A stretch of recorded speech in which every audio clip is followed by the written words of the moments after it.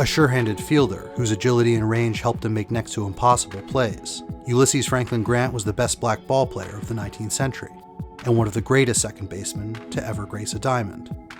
Born in Pittsfield, Massachusetts in 1865, Frank Grant had bashed his way out of the Berkshires by the time he was 20, suiting up for a semi-pro club in Plattsburgh, New York, where local legend remembers him as having once caught a foul pop by scaling a telegraph pole. In 1886, Grant lit up the Eastern League as Meriden, Connecticut's top hitter.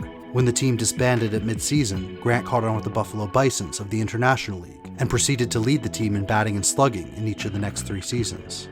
Popular with fans, Grant still had to contend with racist grumbling from teammates and frequently found himself the target of opponents' spikes on the base paths, racial animus that led to the formalization of baseball's color line. Grant played with Buffalo again in 1888, but soon after joined the all-black Cuban Giants, who spent winters in St. Augustine, Florida at the Ponce de Leon Hotel, where players also worked as waiters. That spring, the Cuban Giants represented Trenton in the Middle States League, finishing second to rival Harrisburg, who successfully conspired to sign Grant for 1890.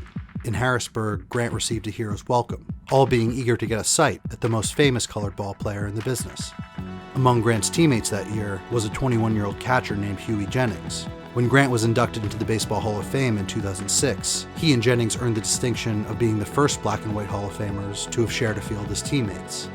In 1891, Grant teamed up with another future Hall of Famer, Saul White, as members of the Big Gorhams, a stellar squad White later lauded as the best black club of the 19th century. Playing at Cape May that summer, Grant, White, and the Big Gorhams defeated an all-white local club, while the vacationing U.S. President, Benjamin Harrison, watched from the crowd.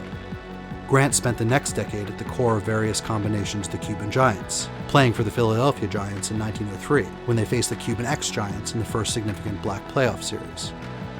At Grant's funeral in 1957, the pallbearers were ballplayers, among them Saul White, who had hailed Grant as the baseball marvel. Grant was a born ball player, White said, calling his playing a revelation.